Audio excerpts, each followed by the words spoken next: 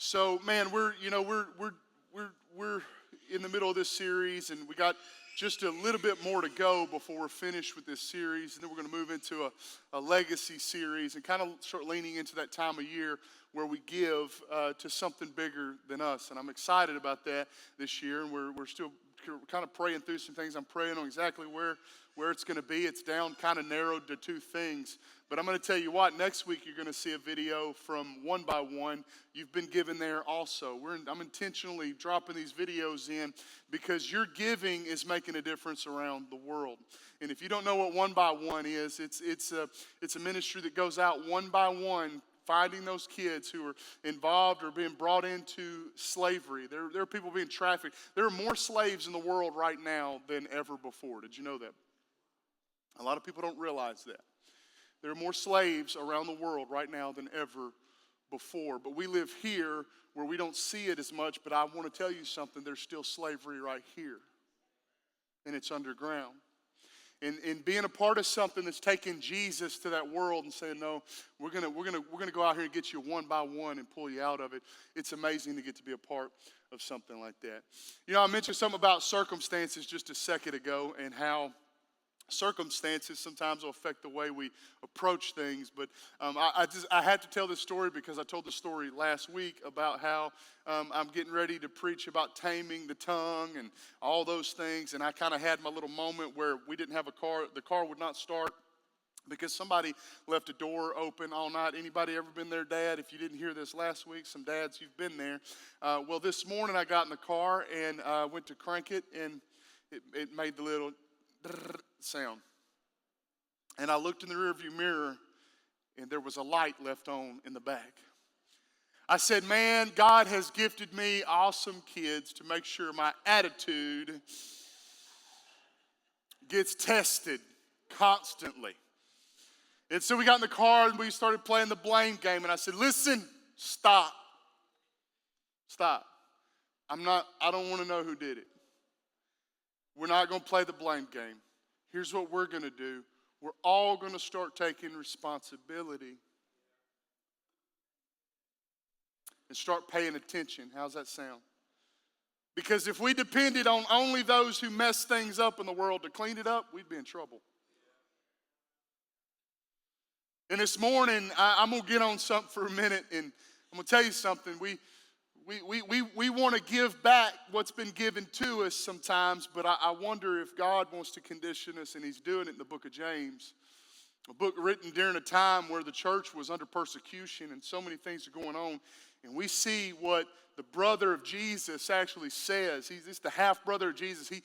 He teaches us some things in this wisdom book, and it really is a wisdom book. And today I want to talk to you about something in James chapter 3 is going to be our focus as we continue in this series. And he gets into some wisdom talk. Now he's getting at, really the whole book is a wisdom book, but now he's talking about those who are wise. And I want to say something to you. A lot of us, like, we learn through knowledge and experience in life. This morning I was getting out of the shower. I told my wife, I said, you know what, like I think in weird times, and I'm like, you know what really has always been a redundant statement to me? And she said, what? I said, lived experience. Lived experience. How many of you guys have heard this term? Lived experience. Well, my lived experience. And I was like, what is experience if it's not something that you have lived? How many of us, have experienced some things in our life, and because of our experiences, it's changed the way we treat people for the negative? And I want to tell you something today. There's a mindset in the world where people are mostly good, and I've kind of preached about these concepts, but the fact of the matter is that people are not mostly good. Every one of us were born into sin. But that does not mean that I repay evil with evil. Well, Chris, I don't know how you can do it. Let me tell you something. It's not about something that I do or something that you can do in our own ability. We've experienced some things before, and we've learned some things. But this kind of wisdom I'm talking about is wisdom from above. Look at your neighbor and tell them you need some wisdom from above. Why do I need the Holy Spirit moving in my life? Because I need some wisdom in times where I don't know what to say, and I have to say, okay, God, you're going to have to you're going to have to help me right here. Because I know what I want to say, but then there's what you want me to say. And so James 3:13, the question this kind of opens up today is, who is wise? Look at your neighbor and say, who is wise? Don't give them a funny look when they ask you that. Show ain't you. No. He says this in James 3:13. He says, who is wise and understanding among you? James is really writing to these churches scattered abroad, and he's saying, who is wise and understanding? He's asking them the question. And this morning I want to open asking you the question, who is wise and understanding among you? Who is it? Before I preach messages, a lot of times I run myself through the ringer. I don't just read the word, I try to let it read me. And so I ask myself the question, how much wisdom have you used lately? We like to draw back from that, but well, there was a time where I did this. And see, I'm going to get into that for a second, because it's not what comes out of a man that defiles him, but what goes into him.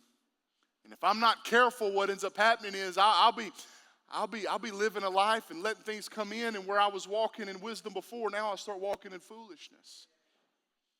And I want to show you something. This is the Hebrew word for wisdom in the Old Testament. We're in the New Testament right now, but the Hebrew word for wisdom actually means skill in living.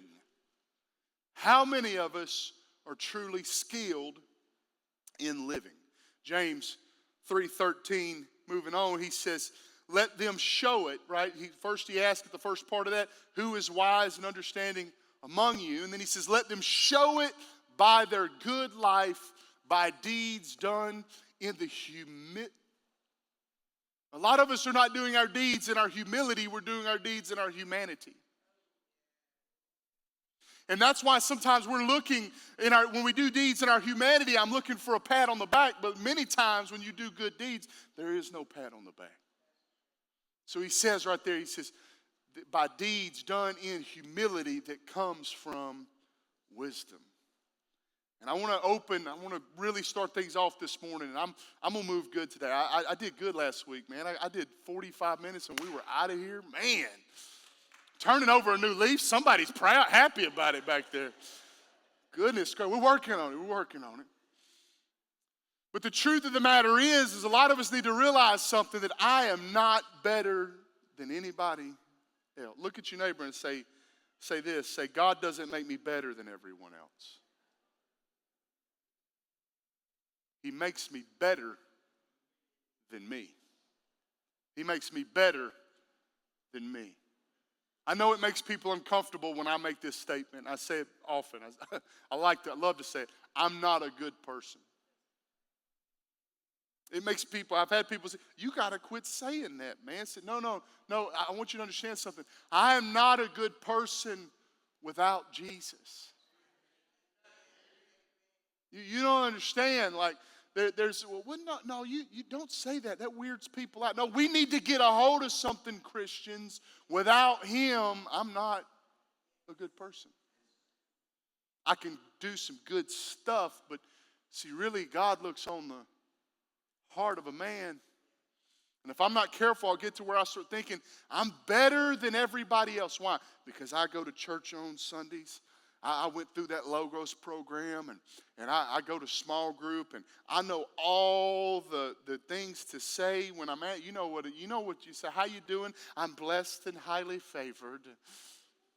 I had another pastor ask me recently, how's the church doing? And I went, man, we're doing awesome. And I stopped, and I went, okay, there's some stuff. Why? Because when working with people, there's always some stuff. Right? There's always some, he said, what's going on? And I realized something, we're so dishonest with each other. In America, I had someone recently, I don't know if I said this last week, I was talking about this earlier this week, maybe it was in my small group, but I had someone, I hadn't seen them in like 15 years, and I said, hey man, hadn't seen you forever, how you doing? Oh man, just built a big old house. He started going down the line of how much money he was making now and everything else, and I remember sitting there looking at him, and I said, cool man. And I couldn't help it. I just went, how are you doing?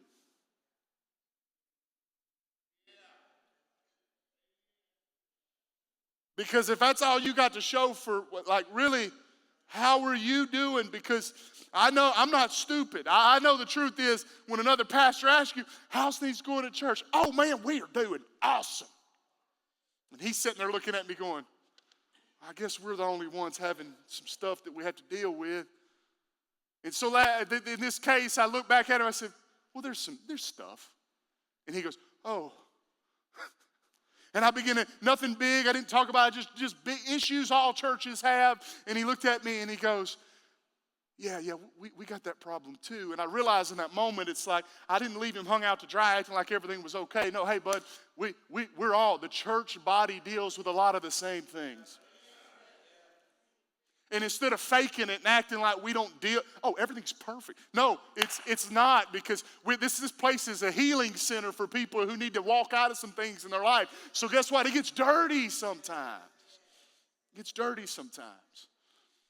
And that's just like our families and our homes and things going on at home. A lot of times, if we're not careful, we forget that we need Jesus. I don't need a political regime as much as I need Jesus. That's what I want. I don't need my culture to fix itself. No, I'm going to line up with Jesus, and I want to go and affect my culture. I don't want to be, come on, man. I don't want to be a thermometer of the world around me. I want to be a thermostat in the world around me. Come on, somebody ought to get a hold of that right there. I want to be somebody. Hey, I may not be able to change the whole world, but I can change the world that's right around me. I can make a difference in the world right around me. James 3:14-16 says, but if you harbor bitter envy and selfish ambition in your hearts, do not boast about it or deny the truth. I went back because when I read selfish ambition, I was like, well, hang on a minute. Like, does it say selfish ambition? Because I've always kind of had when I hear this, it's selfish ambition, I've always kind of like, I don't know why, a little flag's gone up right there every time I hear selfish ambition, as if there is any other kind of ambition. What do you mean? Like, if I get ambitious to a place where it's about me winning and I don't care who I hurt in my path, I got to be careful with some things. And guess what? It doesn't necessarily read like that when you go back into the original text. So what do you mean, Chris? If I just get so ambitious that I don't care what lies in my wake behind me anymore, I'm in trouble. So he says, if you harbor bitter envy and selfish ambition in your hearts, do not boast about it or deny the truth. I was listening to someone the other day in an interview, and they were asked, what drives you? And they said, everybody that told me I couldn't. Everybody that told me I couldn't. That sounds so good at first. But then I realized something. If I'm not careful, I get bitter from that. And the thing that is making me successful in life is also eating me alive inside. Because I'm driven to show up. I'm going to show you. Now, there's a lot of people. I might be touching. There might be a button right here. Maybe my family would tell me, maybe you should move on from that button, Chris, but you know me. I will. I can't help it. Like, what do you mean? Because what it becomes at the end of the day is, let me show you different. And then it becomes, let me be boastful. And now my heart's all messed up. There's nothing, I'm not necessarily saying something's wrong with someone told you couldn't. And you say, you know what, I'm going to show you I can. But I don't want it to turn into something in me. And as this person in this interview began to talk about it, it just turned into, I could hear it in their voice. This has become bitterness. And now you can't even enjoy your own success. Because you don't get to be peace, you don't get to have peace and contentment in your own success because you're so worried about what everyone else thinks. Verse 14 goes on. He says this, or 15, he goes on, he says this. He says, such wisdom does not come down from heaven, but is earthly, unspiritual, and he goes a step further, it's demonic. When I have this envious, selfish ambition in my heart, it's demonic. He goes on and he says, for where you have envy and selfish ambition, there you find disorder and every evil practice. I was thinking this through.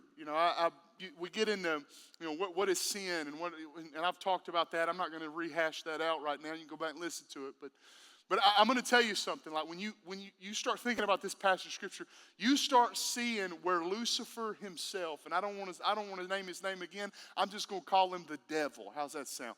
The devil himself began to become envious of God and became ambitious to say, you know what? I think that I am greater than God. And then he convinced Adam and Eve that, you know what? I know God said there's one tree you can't eat from, but it's just because he don't want you to be like him. So why don't you choose for yourself what is good and what is evil? You could almost argue that it's envy and selfish ambition. It's these types of things that are at the heart of every sin. James 1:5 said this, if any of you lacks wisdom, you should ask God, who gives generously to all without finding fault, and it will be given to you. How many times do we say, I'm not going to give to that situation because this is wrong with them. We start playing that blame game and saying they do not deserve anything from me. And this morning, James eats this alive. James 3:17 says, but the wisdom that comes from heaven is first of all pure. Come on, look at your neighbor and say it's pure. I'm going to get y'all to talk today. It's quieter than church house mouse in here right now. You want me to tell a slightly offensive joke? I will. Y'all ready? No, I'm kidding. No, seriously, like he says, but the wisdom that comes from heaven is first of all pure. It doesn't come from a place of envy. It doesn't come from a place of bitterness. No. He says, then it's, here we go, peace loving. Who's a peace lover in the room? I love peace. I just want there to be peace. But the first second I see something I disagree with online, I'm going to go eat it up. We're one of the most contentious generations that there is. I heard someone saying the other day, you could see somebody post a picture of a flower, and somebody said, that's a blue flower. Somebody say, no, it's not blue, that's purple. You're colorblind. What does it matter? Yeah, I got one. You ready? The earth is round. No, it's not. It's flat. Where do you stand, Chris? Right in the middle, watching you two argue. I don't care. Here's what I know. I just know I want a new heaven and a new earth. I'm looking forward to the return of Jesus. We worry about things, and maybe that does matter. And I'm picking on some friends right now in the room because we like to talk about this stuff. Maybe I don't know. There's some new stuff that came out this week. I don't know if y'all know that come out about UFOs that were actually living organ. Anybody hear about this week? Y'all don't watch the weird stuff I watch. Okay, but anyways. No, like it was like UFOs that they think that it was some sort of living organism and it was something. And I'm like, oh man, what's going on? Everybody's like, they're from other planets. I'm like, no, I think the world has seen this before. If you go back and read in Genesis chapter 6 and a few other places, there was some weird stuff going on before the flood, guys. I lost the whole room right there. Like Lockheed Martin, everybody thinks Lockheed Martin's just in the sky. Something came out, some memo or something, they're doing a bunch of work under the ocean. And I'm like, wait, what? It got quiet in here because now everybody's like, I'm going to have to Google that. What's he talking about? Now, there's weird stuff that goes on. What does that have to do with anything? Nothing. But anyways. Now the truth is we'll get into arguments that we don't even have all the answers for. But he says, I got to be peace-loving, considerate, submissive Submissive, oh, that's an ugly word these days. Submissive, full of mercy and good fruit, impartial and sincere, right? Peacemakers who sow in peace reap a harvest of righteousness. I would like to go back a little bit into the Gospels where we see that whatever you give, it will be given back to you. Good measure, pressed down and shaken together.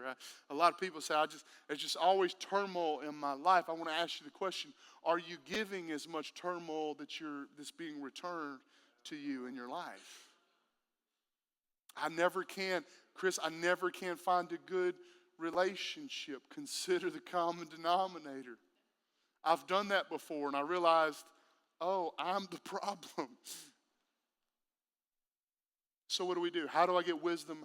What does wisdom from above look like? And I'm going to move through this pretty quickly. Number one, and we see this scripturally, we just saw it, the wise have a pure heart. The wise have a pure heart.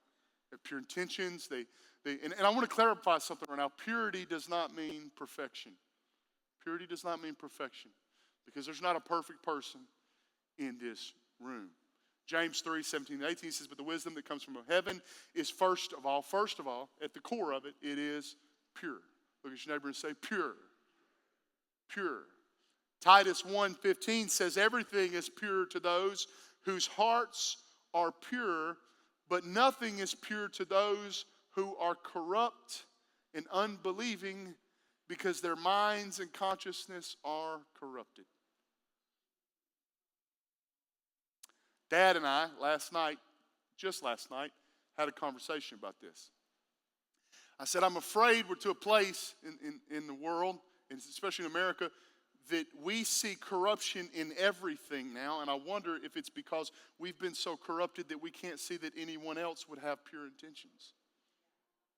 We've gotten to a place where everything that is said in a news media or political sense or celebrities, they must mean that in a negative way. Like you'll see something happen, you saw it with your own eyes, and somebody goes, I don't even believe that. There's no possible way. I think something else happened.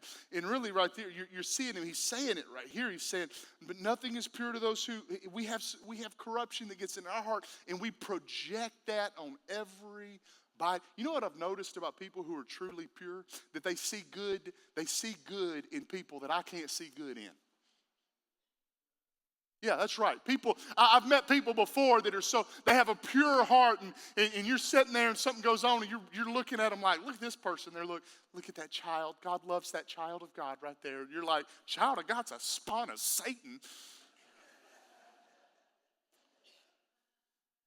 But they see something. You know what they see in them? The breath of God.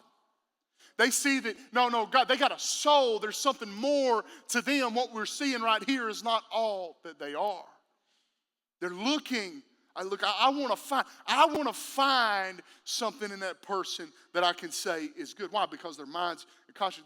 These other people, if we're not careful, and it's happened to me too. I can be a negative Nancy, our consciences become corrupted. Matthew 5:8 says, blessed are the pure in heart. Blessed are the pure in heart, for they will see God. If I'm not pure in heart, if he's saying the pure in heart will see God, what does that mean about those who are not pure in heart? Jumping ahead to the next chapter, James 4:4 says, you adulterous people.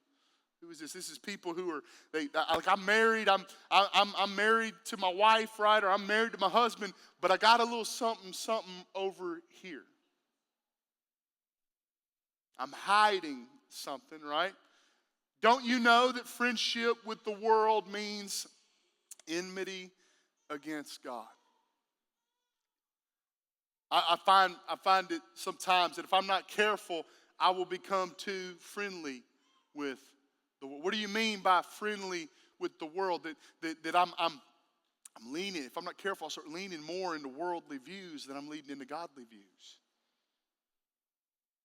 And this morning, I was telling this just this week about a situation. just a few years ago. I think I've mentioned this before. I recommended a movie here one time on a Sunday morning. This is probably, I say a few years, this is probably 8, 9, 10 years ago. And I'm talking about a scene out of a movie, trying to make a point, and I get it done. I'm like, recommend that movie. I named the movie and everything. I named who wrote it. And I'm like, you guys should go watch that movie. And I went home that Sunday night, and I pulled it up on Prime. And I hadn't watched it since about 2003. And here, this has been a while. I watched it on Prime, and I immediately went, oh my God. This is not a good movie. I called Dad. I said, Dad, you know that movie we like? He said, yeah. I said, did we watch that on TV or did we watch the actual movie? He said, we watched it on TV. And I went, we watched the TV version? He said, yeah. I said, oh no. I have an apology to make this week. He didn't make me, but I came back the very next week and I stood up here and I said, oh, hey guys, I recommended a movie. If anybody, and there was somebody out here who said, yeah, I went and watched that movie this week. I was wondering if you were going to say anything about it. What do you mean? We'll start getting to where nothing bothers. Impure things don't even bother. Like it doesn't do anything to me anymore. I'm just used to it. Like how many? This is something I admitted to someone the other day.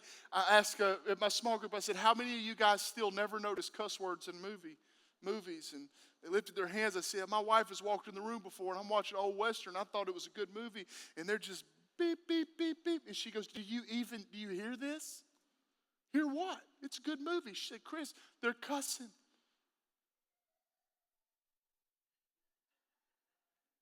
In other words, we get so used to it like it's not even a big deal anymore. Why? And here's a question. Has my heart become adulterous toward God to where I'm actually, I've hung around it, I've let it sink in so much that I do not know friendship with the world means enmity against God. Therefore, anyone who chooses to be a friend of the world becomes an enemy of, get that back up, that's James 4:4. Becomes an enemy of, when I read this, it strikes me. Because I think, how often have I become so comfortable with the world and I used to be. No, if I'm not careful, I'll slip back into it again. James 4:8 says this, says, come close to God and God will come close to you. He says, wash your hands, you sinners. I love the way back in the day they talked to me. Wash your hands, sinners. Wash your hands, you sinners. I don't, when I read that, I don't go, yes, sinners. I go, yeah, you, Chris, wash your hands. I wonder how many of us in the room, if we're honest with ourselves, we realize I need to wash my hands of some stuff and purify my heart, for your loyalty is divided between God and the world. Our loyalty is divided between God and the world. So here's a question I would ask myself this morning after this is, how much of the world am I going to allow in my life? How much of the world am I going to allow in my life? The second thing is that the wise love peace. The wise love peace. James 3:17-18 says, but the wisdom that comes from heaven is peace-loving. It's peace-loving. James 1:20, he said this, and when we studied this earlier, human anger does not produce the righteousness that God desires. Man, I know there's so many times we'll hear something, and I just want to speak my mind into that, and there's been times where I realize, no, maybe I just need to shut up because everybody's speaking their mind into this, and it's not helping anything. Proverbs 14:29, this is in the Living Translation, he says, a wise man controls his temper. He knows that anger causes mistakes. Anger causes mistakes. You see, if we're not careful, we'll get angry in a situation. And you know, I think about that sometimes. Like, and I don't mean to pick on him, but Fatu is a police officer at Temple PD. And like, if you enter some situations with anger in your heart, Fatu, you're going to get violence. But if you walk into that situation with peace in your heart, you can actually make peace. See, the way you enter a situation can change things. The way you enter. Well, Chris, it's not, you know what, them people, they this, that, or whatever, and they started it. No. Take it. Come on, kids. Let's take responsibility to make sure that we didn't leave the light on when we got out of the car last night. See what I'm saying here? Proverbs 20:3 says this. This is in the Message, kind of a paraphrase of it. He said, it's a mark of a good character to avert quarrels. It's a mark of good character to avert quarrels. I'm trying to get out of this. I've said that to somebody before. Like I'm not the kind of person who's looking for a fight when he gets right down to it. I'm trying to figure out, hey man, is this even worth it? And they kind of looked at me like, well, what kind of man are you? I don't know if you realize it, but we got enough people that are hotheads. We don't need any more hotheads. He says, but fools love to pick fights. Fools love to pick fights. If the word says that, this is where I got it. I don't want to be someone who's picking a fight. I will find myself in a foolish. See, I got a little look into things that I need to tell this because I got to look into things at an early age, and it really struck me. Where I grew up, it was not a place of peace. Jackson, Louisiana was a pretty rough town. Like we had penitentiaries all around us. We had three. We had a criminally insane. We had a minimum security, and then we had Angola State Penitentiary. Anybody here ever heard of Angola State Penitentiary? It's one of the worst prisons in the United States, and it's a farm. And we had a situation going in our church, like with some boys in our youth group, and I'm going to tell this story. Some of you are going to be like, ain't no way. I'm like, no, I'm serious. Little small town, a little gang had started, and really they were a little small subsidiary gang of a bigger gang out of Baton Rouge. And there was some stuff going on in this little small town, and I think it was 3 of the boys out of our youth group joined this gang. Everybody in town, we all laughed. We thought, ha ha, oh, watch out, y'all, they're a gang. You know, I'll even tell the name of the gang. When I say the name of the gang, you're going to laugh. They called themselves the Dog Pound Gang. I don't know what that was supposed to mean, right? We thought it was hilarious. I thought it was, what's that gang, Buttercream, is it Buttercream Gang or something? Did y'all ever see that movie when look, there's one kid back there. Oh, we got a few of them. Yeah, right. We saw that, and that's totally opposite of a gang. But in this situation, like we all kind of laughed about it. We said, oh, watch out, y'all. They're a gang now, right? And then Dad gets the phone call in the middle of the night one night and says, Pastor, we just found out one of the boys came into the police station, something happened.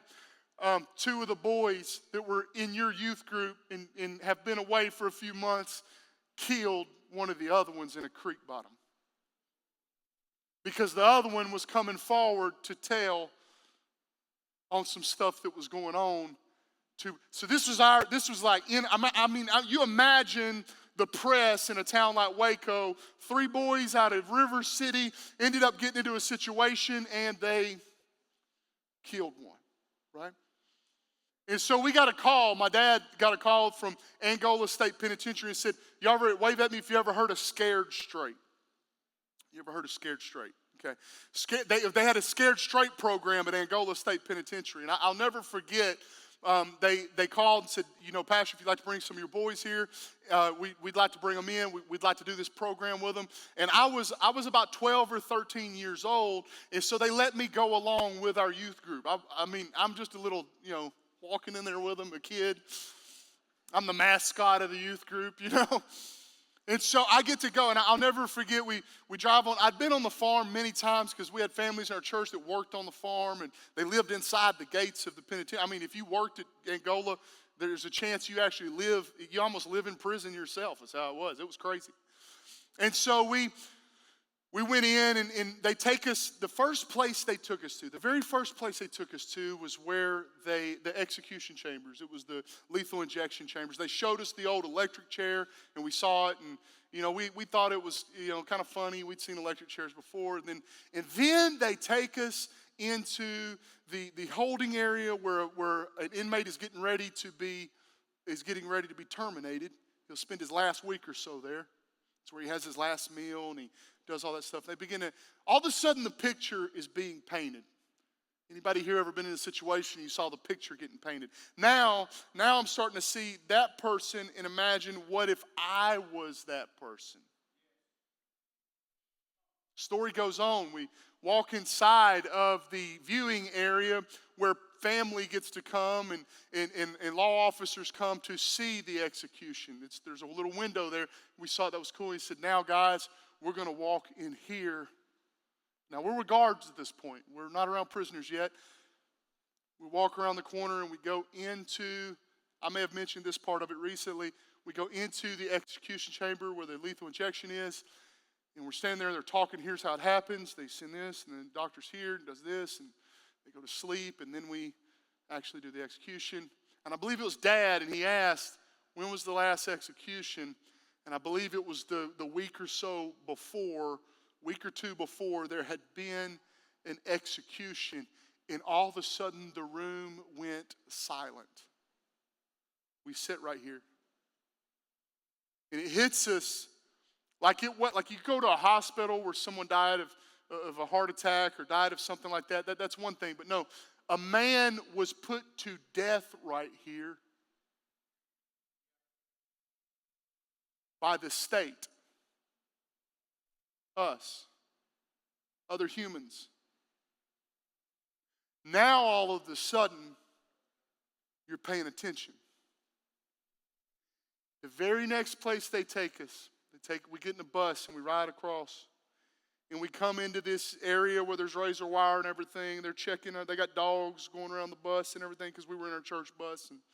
And they're in there, they're looking at us, these guards. I mean, these guys got AR-15s and everything else. Like, you realize, like, man, we in like prison, right? This is not like the old days. Make a run for it, buddy. No. No, this is like, these dudes are like SWAT,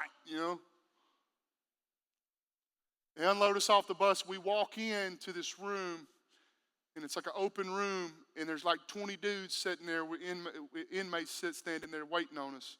And they got their clothes on with the stripes and everything. They're just looking at us, and all of a sudden, all the boys that were walking like this when they were coming in, you know what I'm talking about? All of a sudden, they walked around the corner and went.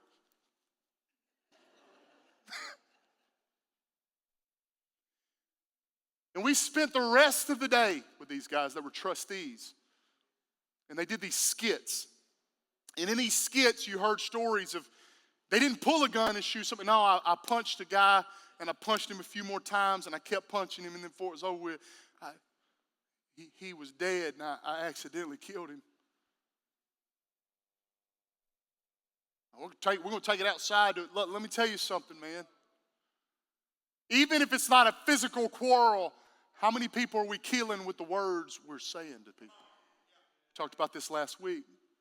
How many people have I put to death spiritually because they knew I was a Christian and I spoke a harsh word to them? And so it began to change. At a young age, I began to look at, all this stuff that we think is funny, it's not very funny. And then there were the stories of the men who, well, man, I was just in the car, my friend went in, and I heard a pop inside. I went, what in the world was that? And the dude came out, got in the car with me, and we drove off. And I got second-degree murder for that. I'll be here the rest. There were men in there for the rest of their lives because they drove the car that had the guy that pulled the trigger in it. I'm not getting into whether that's right or wrong, but it is what it is. And they begin to tell these stories. They weren't saying I yet. They get to the end of the day, and each one of them step up and go, I was the one in the first story. I got life in prison because I shot 2 men. These are trustees now. They're old men now, and they're telling the story. And it's all of a sudden you start seeing a face. It's, Chris, what does this have to do? Man, you took it to the next level. Yeah, because it's a fool who loves to pick fights. This began to shape the way I saw things. Like, just so easily, if I'm careless with my actions, other people will have to pay for it. See, if I'm careless with the words, going back to last week, that I speak, if I'm not careful, somebody's going to get hit. See, conflict cannot continue without my participation. Man, everywhere I go, there's conflict. Does there have to be conflict? There doesn't have to be conflict. See, the wise consider it. James, in 3:17, 18, in that area, we saw it again. But the wisdom that comes from heaven is considerate. It's considerate. James 3:13 says, who is wise and understanding among you? So this morning I ask you, who is wise and understanding among you? He goes on, he says in Romans 15:1-3, we who are strong must be considerate of those who are sensitive about things like this. Chris, these people are too sensitive. We hear that in our world today. Man, people are too sensitive. I know, I get it. We can get mad about it, or we can come to realize something, that we who are strong must be considerate of those who are sensitive about things like this. He says, we must not just please ourselves. He said we should help others do what is right and build them up in the Lord, for even Christ didn't live to please himself. Christ didn't live to please himself. No. John Maxwell said this. I kind of said it in a broken way the other day. Give your thoughts a break. You already think them. I'll tell you what I think about. Look, give it a break, man. Not everybody else needs to be brought in on your negative thoughts of it. Chris, not everybody else needs to hear about your negative view of that. The wise are willing. This is big. Y'all ready? The wise are willing to yield. It's true. Truly wise people are willing to yield. James 3:17-18 says, but the wisdom that comes from heaven is, everybody say that word with me. It's peace-loving, it's considerate, it's submissive. Wisdom that comes from heaven is submissive. That's a hard pill for us to swallow sometimes, but the Bible doesn't just tell me to submit to authority or spiritual authority. It also says that we should submit one to another. In other words, it don't have to always be my way. It don't always have to be my way. And guess what? There's been times where I got it my way and I found something out. Y'all ready? Not what I thought it was. You know what I'm talking about there, Brad? You been there before? I got it my way, and I don't like it. What happened was, Proverbs 12:15 says, fools think their own way is right, but the wise listen to others. I want you to ask yourself the question this morning. Am I reasonable? Am I reasonable? Fifth thing is this: the wise minimize the mistakes of others. In other words, when someone makes a mistake, I don't want to look at them and go, look at what you did. I made a statement one time on social media, and it just popped back up the other day. I said, look what you did and look what you did. Same words, different context. See, a lot of times we don't heap praise on people, but the second they do something wrong, we like to maximize what they did wrong. Is it possible that it makes us feel better about ourselves, and that's why we like doing it? James 3, something else he said there. He said, but the wisdom that comes from heaven is full of mercy. Full of mercy and good fruit. James 2, going back to James chapter 2, says that speak and act as those who are going to be judged by the law that gives freedom. Because judgment, this is where I'm wrapping up today. Judgment without mercy will be shown to anyone who has not been merciful. Mercy triumphs over judgment. I want to show you something right here. The mercy and grace. I talk about this, but I want to clarify it again right here in this passage. Mercy is not giving somebody something that they deserve. Grace is giving someone more than they deserve. What do you mean? I'm going to give to them. I'm going to give a bunch to them even though they don't deserve it. But no, mercy says, I'm not going to give you what, well, Chris, that's hard for me to do. No, literally, it's literally saying you don't have to give them anything really, because the act of giving somebody, I think they deserve this, so I'm going to give it to them. I'm going to go out of my way to maximize their mistake. Or I could simply look at them, show them some mercy, tell them I love them, and walk on through it. Like, it's really not as hard as you think it is to be merciful. But if I've let myself be filled up with impure things, that's what begins to flow out of me. And this morning I want to make this statement to you as our musicians come back. I'd rather stand before God having loved too much and having shown too much mercy than to have not loved people and not shown mercy and been judging others too hard. You know why? Because whatever judgment I've given on this earth, I'm going to receive when I stand before Him. Come on, look at your neighbor and tell him, get over it. Come on, say it a little louder, get over it. Come on, there's a husband right now. Look at your wife and you're saying, thank you. You're looking at me right now saying, thank you, bro, so much. Yeah, you see, he said it, get over it, right? Just get over it. There's some situations right now probably going on in homes I don't even know about. But what would happen if we just said, you know what? I can get over it. What do I need to start? This is the next question. And I just got one more point today. What do I keep bringing up that I need to stop bringing up? What 20-year-old offense am I still bringing up that I don't even have to hold on to anymore? Let me give you one. Let me shorten down a little bit. You ready? If you understand the concept of the year of Jubilee, it was like every 7 years a man will be forgiven of his debts in the old ways in the Old Testament. Like, why am I still bringing something up from 10 years ago or 7 years ago? Do you realize that in 7 years, all of a person's cells have replicated? They've died. I'm going to look at my wife on this one. She's the biology person. I'm right? Okay, make sure. About every 7 years, a person's cells they've completely turned around. You were literally, physically, a completely different person than you were 7 years ago. Why am I saying that? Why are we holding something on people that they did 7 years ago? They never said, I'm sorry. What if I just let them off the hook? I'm going to tell you, somebody needs to hear this right now.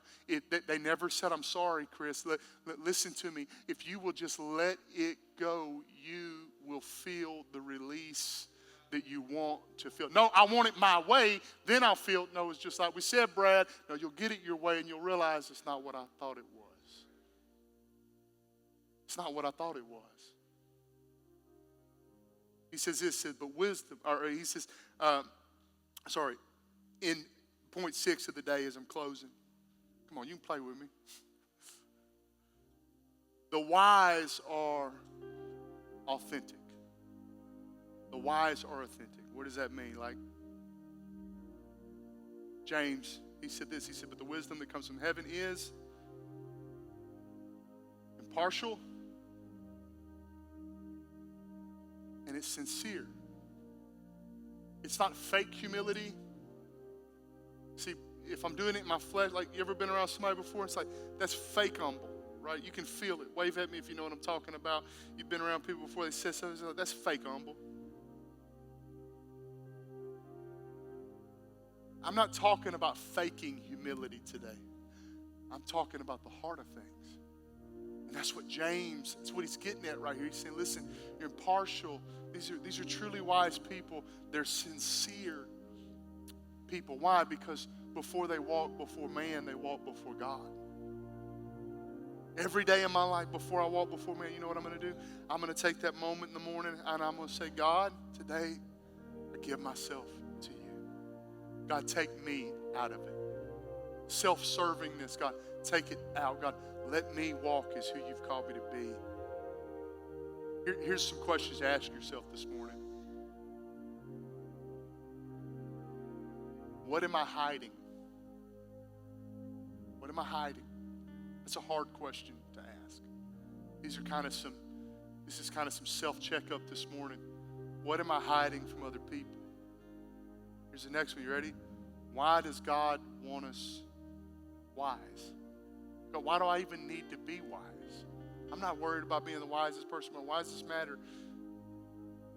Because he said, peacemakers who sow in peace. You want peace in your life as we all stand around the room this morning? Let's all stand up. Leaders, you can come on down. Not quite as fast last week, but 47 minutes we'll do it.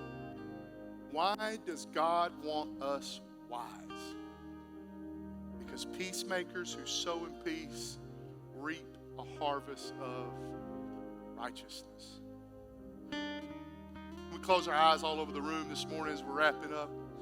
I don't know where you're at, and I don't know who this hit or who needed this morning. If there's just one person in the room that needed to hear this, I want to tell you something. I'm not pointing a finger at you. I'm reaching a hand out. You know why? Because I've been this person before. I have been a foolish person. And I'm going to tell you the answer is not faking the way you act and trying to do it all on your own accord. The answer is coming to you. Want peace in your life? It starts with a relationship with Jesus. Like if I want to really be a merciful person, it starts with me remembering who's been merciful to me. I really want to show grace to others. It starts remembering the grace that was given to me that I can now reach up to heaven. I can call out, Abba, Father. I can go boldly before the throne of grace because one who has laid down his life for me. Come on, this morning as all of our eyes are closed all over the room, I wonder if there's somebody in the room this morning who says, you know what, Chris, there's some things that need to change. I have a lot of turmoil in my life, but this morning I want to lift my hands up right now and say, you know what, I want it gone. I'm sick of this, man. Come on, that's beautiful. There's people honest around the room right now. I need some peace in my life. I need some peace. For the rest of us, can we lift our hands to heaven? And we're going to all say this together this morning. And I'm going to step back. If you need personal prayer, you can come down for it. But as our hands are lifted, God, we thank you for your grace. We thank you for your long suffering that you've shown so many of us. And this morning we come to you and we just simply say, God, it is your way, not my way, Jesus. We turn from ourselves. We turn from the things we're hiding. God, we need to open up to somebody and talk about those things. Start moving in us to do so. But God, we turn to you today in repentance and we let it be your will, not my will, in Jesus' name. Come on, if you said that this morning, can we give God a hand clap of praise all over